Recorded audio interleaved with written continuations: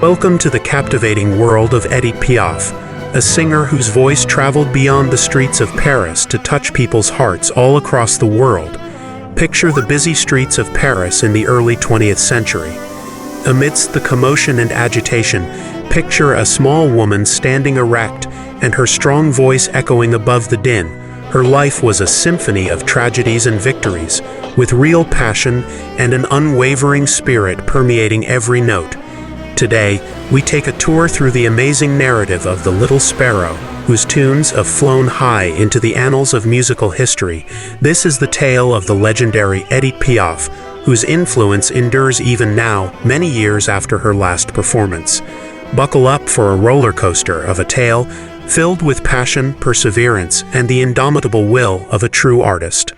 Listen, ladies and gentlemen, to the sad story of poor Jean.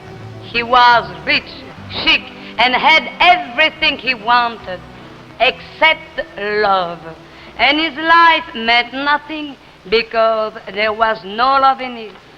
So listen to me. First of all in your life, fall in love. And now here it is, the poor people of Paris. December 19th, 1915, Édith Giovanna Gassion was born in Paris. One of the most idealized versions of her birth story places her birth at the Rue Belleville apartment number 72's entrance. It's also possible, though, that her mother made it to a neighboring hospital before giving birth. The inconsistencies and intricacies that would characterize her life are set in motion by this paradox in her birth story. Annette Jacqueline Gassion, Édith's mother, was a coffeehouse singer who had no desire to become a mother. Édith's grandmother took up the child's care after that, almost letting her go hungry. Her father, circus acrobat Alphonse Gassion, abandoned her and put her in the care of his own mother, who ran a brothel in Bernay. This was far from an ideal environment for a young girl. Édith was frequently beaten by her alcoholic father and surrounded by the harsh realities of brothel life.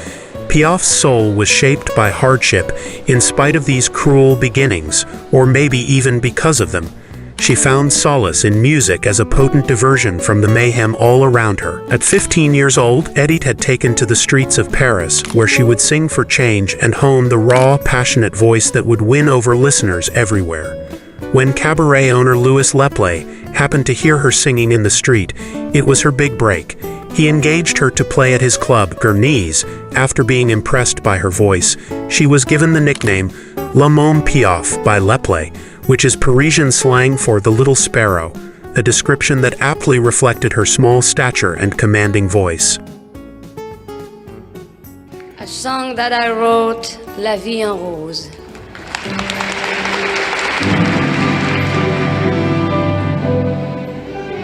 She developed feelings for Louis Dupont in 1933. After they moved in together, she quickly discovered she was pregnant. Marcel was the name of the infant she gave birth to. But Piaf left the flat because, like her own mother, her passion was singing, not raising a family. Marcel tragically died in 1934 at just 1.5 years old after contracting meningitis.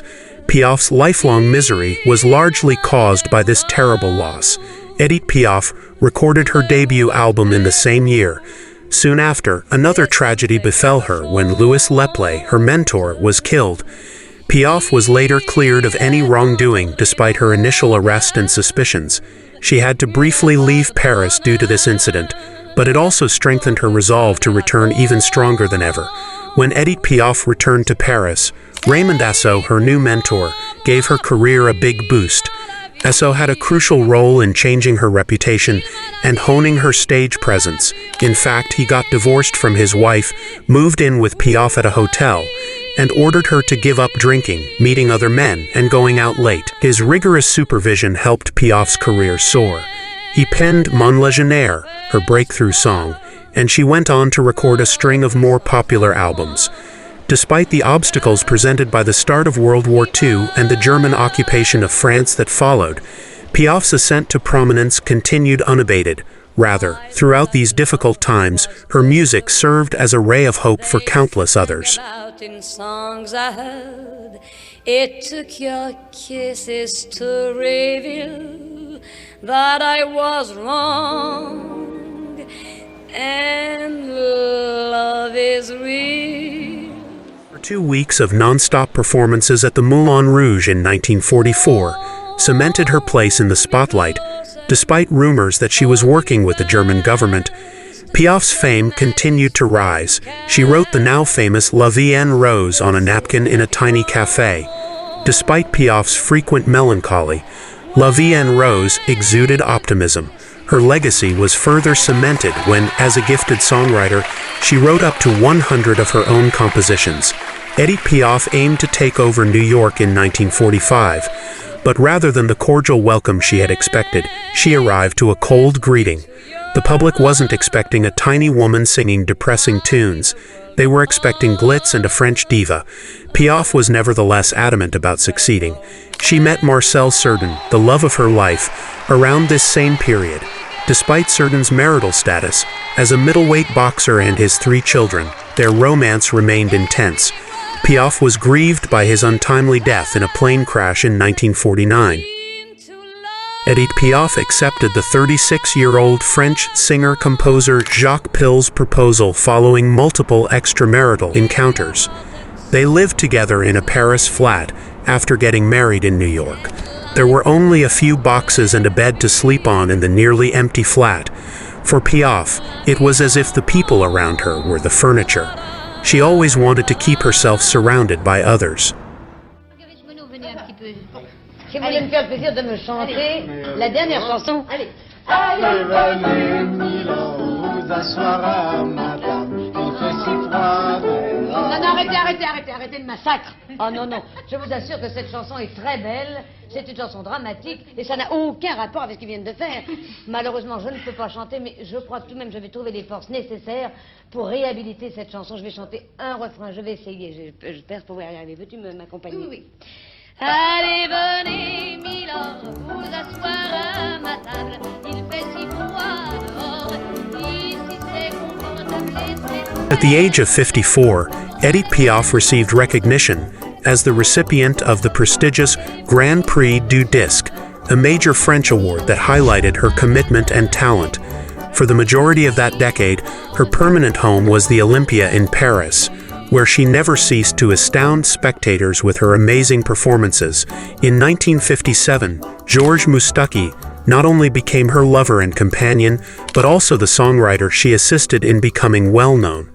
The life of Édith Piaf was a blur of breathtaking highs and heartbreaking lows. Her rise from a street musician to an international sensation is proof of her unwavering skill and perseverance. Even after suffering personal tragedies and long-term health problems, Piaf's voice remained a potent tool for expressing the most intense human emotions. The fact that she was ill, high on drugs, or worn out didn't matter to the crowd. All they wanted was to see her perform live. Every performance seemed like a priceless moment, because everyone seemed to know that she might disappear at any moment. Her turbulent life was accurately reflected in her music. La Vie en Rose, Milord and Non, Je ne regrette rien, are among the songs that are infused with her own experiences of love, grief, and triumph. These songs have become timeless classics, resonating with audiences across generations and cementing Piaf's legacy as one of the greatest singers of all time. Serious health issues characterized Piaf's last years of life. Her battles with drug and alcohol addiction, together with the physical strain of performing non-stop, resulted in multiple hospital stays. After a concert in 1959, she collapsed and had her stomach punctured. She received a liver cancer diagnosis shortly after that.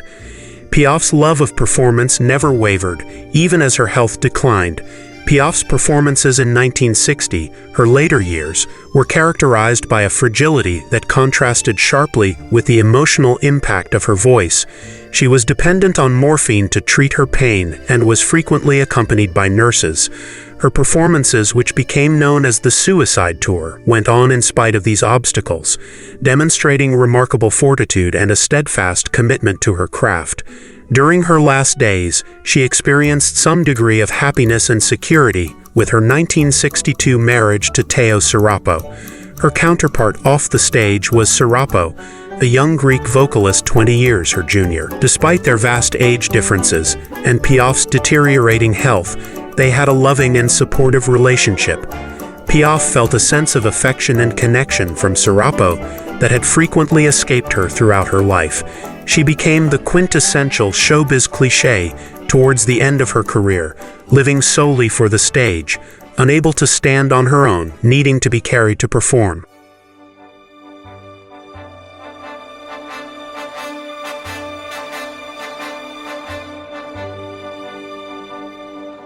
Tens of thousands of mourners flooded the streets of Paris on October 14, 1963, when Édith Piaf was laid to rest at the famous Père Lachaise cemetery.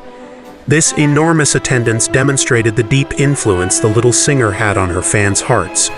Fans from all around the world still visit her cemetery today and keep it decorated with new flowers as a way to show their continued devotion.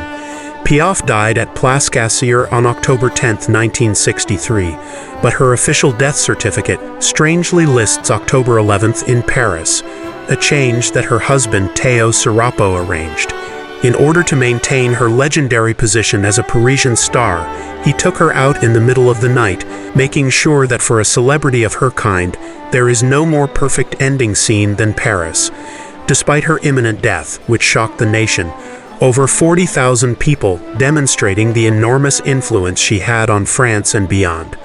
This is just one of the many fascinating details that make Édith Piaf's story so captivating. Piaf passed away more than 50 years ago, yet her influence and vitality endure. She is still regarded as one of the most popular singers in France, and new generations are continuously touched and inspired by her music. Numerous musicians have sung her songs, which are genuine and full of emotion, guaranteeing that her voice and spirit endure. The life of Piaf is a monument to the human spirit's ability to triumph against overwhelming adversity. Her unwavering passion for her craft, along with her tremendous brilliance and perseverance, allowed her to reach greatness despite the many obstacles she had to overcome. Her life, which was full of both tragedy and success, is a potent reminder of the ability of music to change people and the lasting influence of a real artist. We appreciate you coming along on this tour of Édith Piaf's incredible life. Remember to subscribe to our channel for more engrossing tales about renowned musicians who have influenced music culture and beyond. Until next time, keep the music alive. Et je me demande si c'est pas au moment où on est le plus malheureux qu'on est le plus heureux. C'est par la souffrance que l'on donne de la valeur aux choses, non? Je crois qu'il faut payer de larmes un véritable bonheur.